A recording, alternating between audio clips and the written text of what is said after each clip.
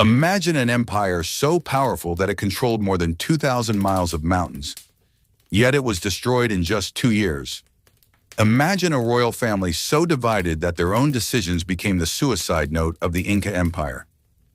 And imagine a death so mysterious, so covered with lies, that even today historians argue whether it was assassination, execution, or something far darker.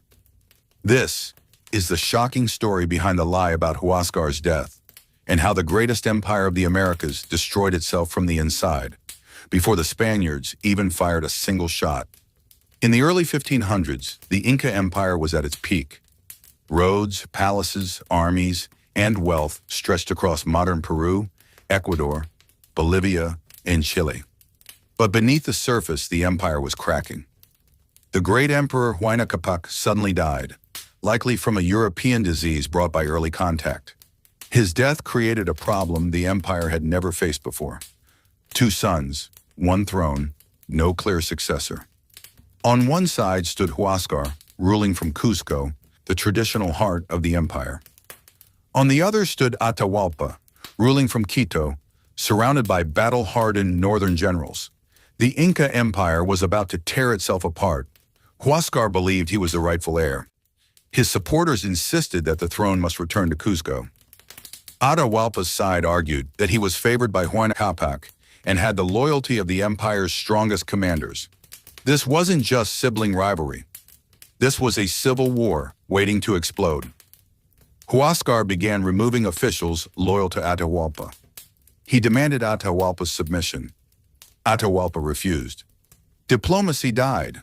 War began. Huáscar's early moves were aggressive, executing nobles who wavered in loyalty. But Atahualpa had something stronger. The northern military machine built by his father, General Chalcuchamac, General Quizquiz, 2 of the most feared warriors in Andean history. Battle after battle, Huáscar's armies were pushed south. Cities fell. Generals defected. The empire bled itself dry. Atahualpa was eventually captured but escaped, only to return with even greater fury. And this time, he crushed Huáscar completely. The victory would change history forever. Huáscar, once the emperor, was humiliated. He was paraded, beaten, mocked by soldiers and people who once bowed to him. But Atahualpa didn't kill him immediately. Keeping Huáscar alive was useful. Huáscar was a bargaining chip, a trophy, and a message to all who opposed him. Revolt, and this is your fate. Huáscar knew he was living on borrowed time. While the Inca brothers were destroying each other, a small group of foreign strangers marched into the empire. Francisco Pizarro, 168 heavily armed Spaniards. And the most dangerous weapon of all, timing. They arrived just as the Civil War ended, when both sides were exhausted, divided, and confused. To the Spaniards, this was perfect. Atahualpa believed he could use the Spaniards. He thought the foreigners were nothing more than strange mercenaries. He was wrong, very wrong. Atahualpa agreed to meet Pizarro peacefully. He arrived with no weapons, surrounded only by nobles and attendants. Then the Spaniards attacked. Cavalry charged, cannons roared, guns exploded. Thousands were slaughtered in minutes. And Atahualpa, the victorious emperor, was captured alive. The empire had gone from the finest army in the Andes to total chaos. While imprisoned, Atahualpa faced a new fear. Huáscar was still alive. The Spaniards realized something dangerous. If Huáscar reached them, he could claim he was the rightful ruler, and the Spaniards might use him as a puppet emperor. Atahualpa understood this perfectly. So he made a decision that would become one of the darkest moments in Inca history. Huáscar must die. But here is where the story becomes twisted. Some chronicles say Atahualpa ordered Huáscar's execution. Others claim Spanish soldiers killed Huáscar and blamed Atahualpa. Some evidence suggests Huáscar was drowned in a river to leave no body behind. And others whisper that Atahualpa never gave the order at all.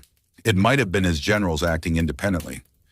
To this day, historians still call it the lie about Huáscar's death, because no one truly knows who gave the command. only that the result was the same. Huáscar was gone, and with him, the last chance to unite the empire against the Spaniards.